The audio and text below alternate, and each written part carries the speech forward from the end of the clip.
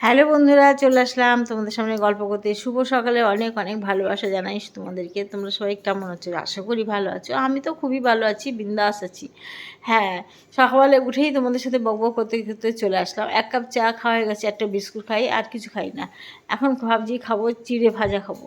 চিড়ে ভাজা খাই কিংবা ওটস খাই, ঠিক নেই আমার। কোনো দিন ভাতও খাই, মাছ ভাজা দিয়ে ভাত খাই। যাই হোক, আজকে আমার আছে কী যেন খাওয়ার স্পেশাল আছে, বিরিয়ানি আছে। আমি কালকে বিরিয়ানি খাইনি, সেই বিরিয়ানিটা আমার আছে ফ্রিজে।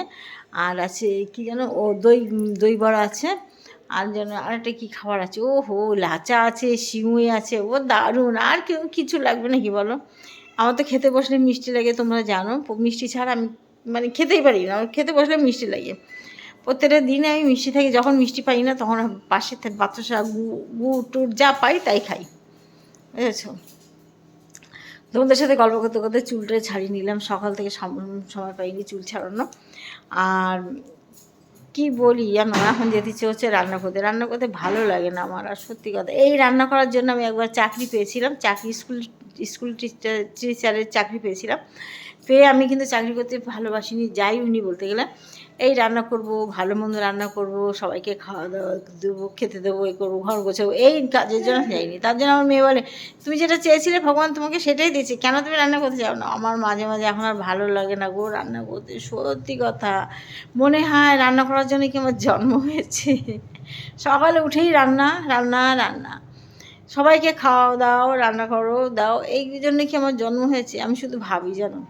তা কী আর বলবো, কিছু করার নেই, আমারও তো খেতে হবে বলো। বাইরে খাওয়ার কদিন খাওয়া, বাইরে খাওয়া ঠিক না, সবার পক্ষে ক্ষতি। আমি তো খাই না বাইরে খাওয়ার সব কিছু। বিরিয়ানি কিন্তু অতটা ভালো লাগে না, কিন্তু আমার মেয়ে জামাই মজা করে একটু বিরিয়ানি বানিয়েছে সুন্দর করে। মা তুমি খাও, তাই জন্য আমি রেখে দিয়েছি, কালকে খাইনি, অল্প রেখেছি ফ্রিজে। সেই বিরিয়ানিটা এখন খাবো ভাবছি। আর যা আছে করবো। আর আমার হাজব্যান্ড তো বাসি খাবার খায় না, তো ওনার জন্য একটা কিছু রান্না করে দেবো। উনি আবার ভাতটা কুকারে করে সিটি মেরে দিই, যেহেতু দাঁত তুলেছে, দাঁতটা এখনও সেট হয়নি, যার জন্য আমি ভাতটা করে দিই। আর তারপর বিড়ালের মাছ হচ্ছে, ওরে বাবা বলো না, সে মাছটা হলুদ মাখিয়ে জলের ভিতরে দিয়ে ননস্টিক প্যানের ভিতরে এমনভাবে দিই না, মনে হবে তোমার মাছগুলো সমস্ত ভাজা হয়েছে। মাছের জলটা সরে যায়, পাতিয়ে থাকে, মনে হয় মাছগুলো তুমি ভেজেছে। এত সুন্দর করে মাছগুলো দিই। 3টে বিড়াল আমার।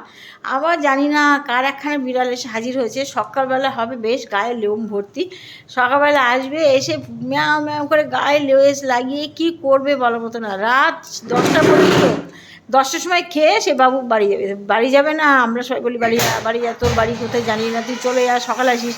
কেন বলো তো? আমাদের বিড়ালগুলো ওকে মারপিট করে।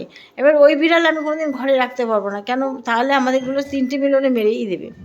ওরে বাবা, দেখো এই জানলা, দেখো নেট লাগানো, এই বিড়ালের জন্য নেট লাগানো, বাচ্চার ধরনের আর বেরোতে পারে না। ওই বিড়াল কী করেছে জানো, ওই জানলার বাইরে দাঁড়িয়ে ম্যাও ম্যাও করে গর্জাচ্ছে, এদের সাথে ঝগড়া করছে, ভাবতে পারো? তাহলে ওই বিড়াল যদি আমার ঘরে আসে, ওই একাই রাজত্ব করবে, ঠিক না? যাই হোক বন্ধুরা, তোমাদের সাথে অনেক কথা শেয়ার করলাম। তোমরা ভালো থেকো, সুস্থ থেকো। আবার আসবো আবার একটা ব্লগ নিয়ে, আবার বকবক করতে। আজকের মতো সবাইকে টাটা, ভালো থেকো। আমার ভিডিওগুলো একটু দেখো, একটু লাইক কমেন্ট করো, পাশে থেকো, টাটা।